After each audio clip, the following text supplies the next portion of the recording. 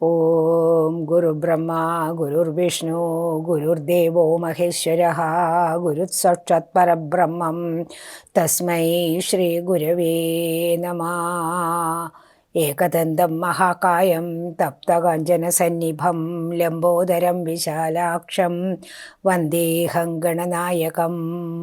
ഓം വെള്ളപ്പളുങ്ക് നിറമൊത്ത വിദഗ്ധരൂപീ കളം കളഞ്ഞു കമലത്തിലെഴുന്ന ശക്തി വെള്ളത്തിലെ തിരകൾ തള്ളി വരും കണക്കെന്നുള്ളത്തിൽ വന്നു വിളയാടു സരസ്വതി നീ.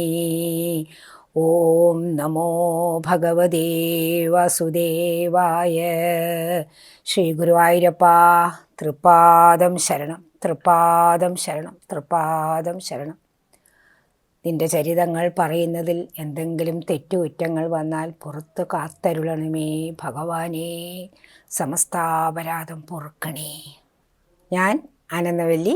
എല്ലാവർക്കും എൻ്റെ വിനീതമായ നമസ്കാരം. എല്ലാവർക്കും ആനന്ദാമൃതം കഥകളിലേക്ക് സുസ്വാഗതം.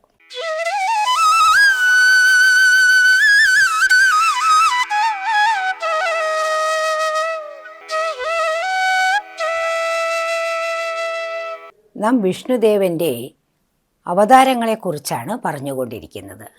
ശ്രീമദ് ഭാഗവതത്തിൽ പ്രഥമസ്കന്ധം 3-ാം അധ്യായത്തിൽ പറയുന്ന ക്രമത്തിലാണ് നാം ഇവിടെ പറഞ്ഞുകൊണ്ടിരിക്കുന്നത്. നരസിംഹാവതാരമാണ് നാം പറഞ്ഞുകൊണ്ടിരിക്കുന്നത്. ഹിരണ്യകശിപുവിനെക്കുറിച്ചും ഹിരണ്യകശിപുവിൻ്റെ പുത്രനായ പ്രഹ്ലാദൻ എങ്ങനെ ഇത്ര ഭക്തനായി എന്നുള്ളതുമാണ് ആദ്യത്തെ 2 ഭാഗങ്ങളിൽ പറഞ്ഞത്. ആ 2 ഭാഗങ്ങൾ കാണാത്തവർക്കായി ആ വീഡിയോകളുടെ ലിങ്ക് ഐ ബട്ടണിൽ കൊടുക്കാം. അതുകൂടെ ഒന്ന് കണ്ടു നോക്കുക. ഇത് 3-ാമത്തെ ഭാഗമാണ്. നരസിംഹ അവതാരം ഭഗവാൻ എടുക്കാനുണ്ടായ യഥാർത്ഥ സാഹചര്യം, അതായത് നരസിംഹാവതാരം എടുക്കുന്നതിന് തൊട്ടു മുമ്പ് ഉണ്ടായ കാര്യങ്ങളാണ്. ആ ഭാഗമാണ് ഈ വീഡിയോയിൽ പറയുന്നത്. എല്ലാം മുഴുവനായും കാണുമെന്ന് ഞാൻ വിശ്വസിക്കുന്നു. വരൂ നമുക്ക് നോക്കാം. ഹിരണ്യകശിപു വരമെല്ലാം ലഭിച്ചപ്പോൾ മതിമറന്നു, അഹങ്കരിച്ചു. തപസ്സെല്ലാം കഴിഞ്ഞു മടങ്ങി വന്നതിന് ശേഷം രാജ്യത്ത് ചില പ്രത്യേക ഉത്തരവുകളെല്ലാം പുറപ്പെടുവിച്ചു. എന്തായിരുന്നു അത്? ആരും നാരായണ മന്ത്രം ജപിക്കരുത്, ആരും ഓം നമോ നാരായണ എന്ന് പറയരുത്. ഹിരണ്യകശിപുവിനെ സംബന്ധിച്ചിടത്തോളം തൻ്റെ സഹോദരനായ ഹിരണ്യാക്ഷനെ വധിച്ച മഹാവിഷ്ണു തൻ്റെ വലിയ ശത്രുവാണ്. ഇങ്ങനെ ഒരു ഉത്തരവ് പുറപ്പെടുവിക്കാൻ ആ ശത്രുതയാണ് കാരണം. പിന്നെ എന്തു മന്ത്രമാണ് ജപിക്കേണ്ടത്? ഓം ഹിരണ്യായ നമ, ഓം ഹിരണ്യായ നമ എന്ന മന്ത്രം മാത്രമേ ജപിക്കാൻ പാടുകയുള്ളൂ. നാരായണനെ പൂജിക്കുന്നതിന് പകരം ഹിരണ്യകശിപുവിനെ പൂജിക്കണം. ഇതൊക്കെയായിരുന്നു പുതിയ ഉത്തരവുകൾ. ഇതെല്ലാം ലംഘിക്കുന്നവരെ ശിക്ഷിക്കുമെന്നും വേണ്ടി വന്നാൽ വധിക്കുമെന്നും നാടു മുഴുവൻ പറകൊട്ടി അറിയിച്ചു. ജീവനിൽ ഭയമില്ലാത്തവരാരാണ്? അതുകൊണ്ട് അധികം പ്രജകളും ഇതെല്ലാം പാലിച്ചു. ഋഷിമാരും മുനിമാരും വരെ ഇത് അനുസരിക്കേണ്ടതായി വന്നു. എന്നാൽ ചിലർ ഇത് അനുസരിക്കാതിരുന്നു. അങ്ങനെ അനുസരിക്കാതിരുന്നവരെ ഗുപ്തചരന്മാർ വിവരം കൊടുത്തതിൻ്റെ അടിസ്ഥാനത്തിൽ അവരെ പിടിച്ചുകൊണ്ടുപോവുകയും ക്രൂരമായി മർദ്ദിക്കുകയും തടവിലാക്കുകയും എന്നിട്ടും വഴങ്ങാത്തവരെ വധിക്കുകയുമെല്ലാം ചെയ്തു. പല ഋഷിമാർക്കും മുനിമാർക്കും ഇങ്ങനെ ജീവാപായം ഉണ്ടായി. വരം ലഭിച്ചതിൻ്റെ അഹങ്കാരത്തിൽ ത്രിലോകവും ആക്രമിച്ച് സ്വർഗലോകത്തു നിന്ന് ദേവന്മാരെയെല്ലാം ഓടിച്ചുവിട്ടു. ഒരു നിവർത്തിയുമില്ലാതെ ഈ വിവരങ്ങളെല്ലാം ഋഷിമാരും ദേവന്മാരും എല്ലാവരും കൂടെ ചെന്ന് വിഷ്ണു ഭഗവാനെ അറിയിച്ചു. അപ്പോൾ വിഷ്ണു ഭഗവാൻ പറഞ്ഞു, ഇതിനുള്ള പരിഹാരം ഉണ്ടാവാനുള്ള സമയം അടുത്തിരിക്കുന്നു. അതിനാൽ അധികം താമസിയാതെ ഹിരണ്യകശിപു വധിക്കപ്പെടും. ഇതു കേട്ട് അവരെല്ലാവരും സമാധാനത്തോടുകൂടി മടങ്ങിപ്പോയി. കൊട്ടാരത്തിൽ പ്രഹ്ലാദന്റെ വിഷ്ണു ഭക്തി ആദ്യമൊന്നും ഹിരണ്യകശിപുവിന് അറിഞ്ഞിരുന്നില്ല. ഇതേക്കുറിച്ച് അദ്ദേഹത്തിന് യാതൊരു വിവരവും ഉണ്ടായിരുന്നില്ല. അങ്ങനെ ഇരിക്കുമ്പോൾ പ്രഹ്ലാദൻ കുറച്ചുകൂടി മുതിർന്നപ്പോൾ ഗുരുകുല വിദ്യാഭ്യാസത്തിനായി ഒരു ഗുരുകുലത്തിലേക്ക് പ്രഹ്ലാദനെ അയച്ചു. ആ ഗുരുകുലത്തിൻ്റെ അവസ്ഥ എന്തായിരുന്നു? ഗുരുകുലത്തിൽ ഗുരുവിന് യാതൊരു സ്വാതന്ത്ര്യവും ഇല്ലല്ലോ. ഗുരു എന്താണ് പഠിപ്പിക്കേണ്ടത്? ഹിരണ്യകശിപുവിനെ കുറിച്ചാണ് പഠിപ്പിക്കേണ്ടത്. ഹിരണ്യായ എന്ന നാമമാണ് പഠിപ്പിക്കേണ്ടത്. ആരും നാരായണ നാമം ചൊല്ലുവാനോ വേദങ്ങൾ പഠിക്കുവാനോ പാടുകയില്ല. ഇതനുസരിച്ചാണ് അവിടെ കാര്യങ്ങളെല്ലാം നടന്നിരുന്നത്. ഇതെല്ലാം കണ്ട് പ്രഹ്ലാദന് വലിയ വിഷമവും ആകുലതയും ഉണ്ടായി. തൻ്റെ അച്ഛൻ്റെ നാമമാണ് പറയുന്നത്. പക്ഷേ പ്രഹ്ലാദൻ ഒരു ഉത്തമ വിഷ്ണു ഭക്തനായിരുന്നല്ലോ. അപ്പോൾ പ്രഹ്ലാദൻ അവിടെയുള്ള മറ്റു ശിഷ്യന്മാർക്ക് വിഷ്ണു ഭക്തിയുടെ പ്രാധാന്യവും നാരായണ നാമവും പഠിപ്പിച്ചു കൊടുത്തു. സാക്ഷാൽ നാരായണന്റെ അവതാര കഥകളും മറ്റും ആരെയാണ് ആകർഷിക്കാത്തത്? അങ്ങനെ ശിഷ്യന്മാർക്കെല്ലാം അത് വളരെ ഇഷ്ടമായി. അങ്ങനെ അവർ നാരായണ മന്ത്രം വേഗം ഏറ്റുചൊല്ലാൻ തുടങ്ങി. ഹിരണ്യായ നമ ഹിരണ്യായ നമ എന്ന് ഗുരു പഠിപ്പിക്കുമ്പോൾ ശിഷ്യന്മാർ തിരിച്ച് ഓം നാരായണായ നമ ഓം നാരായണായ നമ എന്ന് ചൊല്ലാൻ തുടങ്ങി. പ്രഹ്ലാദനെ ഇതിൽ നിന്ന് പിന്തിരിപ്പിക്കാനും പ്രഹ്ലാദനെ കൊണ്ട് ഹിരണ്യായ നമ എന്ന് ചൊല്ലിക്കാനും ആവതും ഗുരു ശ്രമിച്ചു. പക്ഷേ പരാജയപ്പെട്ടു. അധികം താമസിയാതെ ഗുരുകുലത്തിൽ നടക്കുന്ന കാര്യങ്ങൾ ഗുപ്തചരന്മാർ രാജാവിനെ അറിയിക്കുമെന്നും അങ്ങനെ ജീവാപായം ഉണ്ടാകുമെന്നും ഗുരു സ്വാഭാവികമായും ഭയന്നു. അതുകൊണ്ട് ഗുരു തന്നെ നേരിട്ടു ചെന്ന് രാജാവിനോട് വിവരം പറഞ്ഞു. അതായത് ഹിരണ്യകശിപുവിനോട് ഈ വിവരങ്ങളെല്ലാം ഉണർത്തിച്ചു. അപ്പോൾ ഹിരണ്യകശിപു പുത്രനെ മടിയിൽ വിളിച്ചിരുത്തി നല്ല കാര്യങ്ങളെല്ലാം ചൊല്ലിക്കൊടുത്ത് ഹിരണ്യായ നമ എന്ന് ചൊല്ലിക്കാൻ പലവരു ശ്രമിച്ചു. എങ്കിലും പ്രഹ്ലാദൻ എപ്പോഴും ഓം നമോ നാരായണ എന്ന മന്ത്രം തന്നെ കൂപ്പുകൈകളോടെ ചൊല്ലിക്കൊണ്ടിരുന്നു. അടുത്ത പടിയായി ഭീഷണിപ്പെടുത്തിയും ശിക്ഷ നൽകിക്കൊണ്ടും പ്രഹ്ലാദനെ കൊണ്ട് ഹിരണ്യായ നമ എന്ന് പറയിക്കാനായി ശ്രമിച്ചു.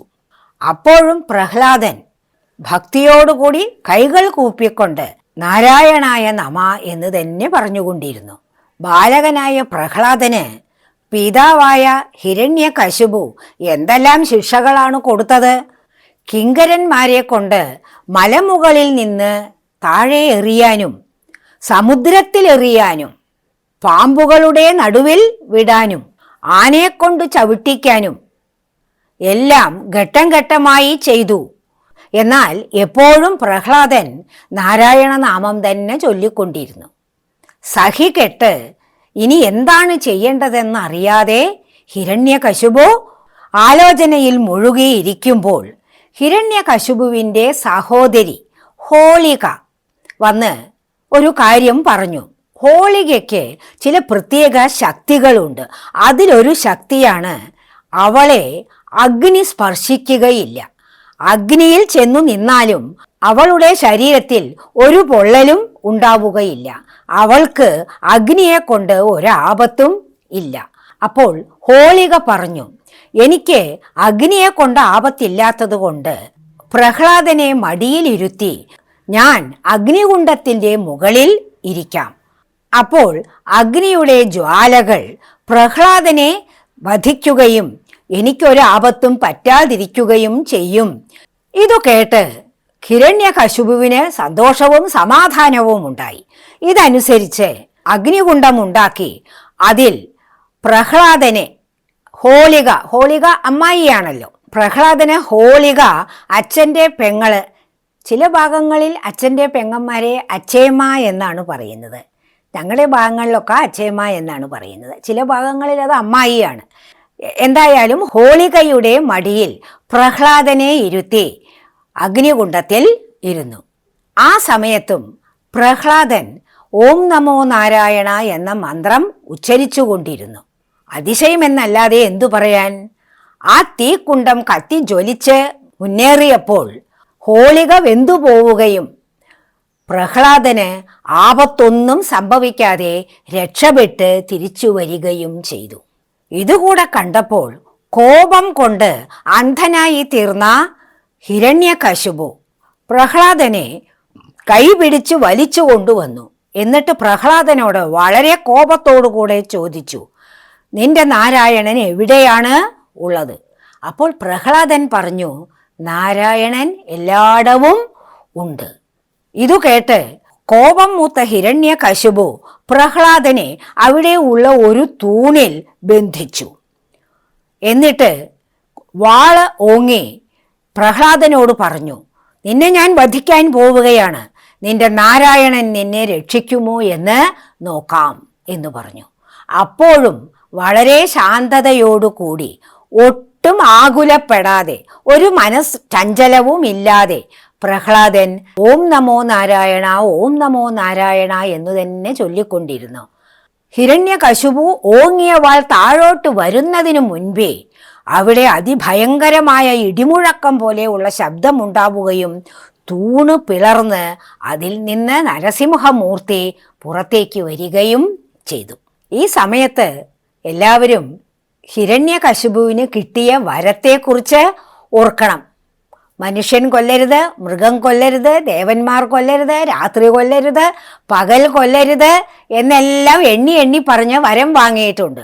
അപ്പോൾ ഇപ്പോൾ അവതരിച്ചിരിക്കുന്നത് മനുഷ്യനുമല്ല മൃഗവുമല്ല എന്നുള്ള ഒരു രൂപത്തിലാണ് ഭഗവാൻ അവതരിച്ചിരിക്കുന്നത്. ഈ അവതാരം യഥാർത്ഥത്തിൽ എങ്ങനെയുള്ളതായിരുന്നു? ഈ അവതാരത്തെക്കുറിച്ച് നാരായണീയത്തിൽ മേൽപ്പത്തൂർ ഭട്ടതിരിപ്പാട് വിവരിച്ചിട്ടുണ്ട്.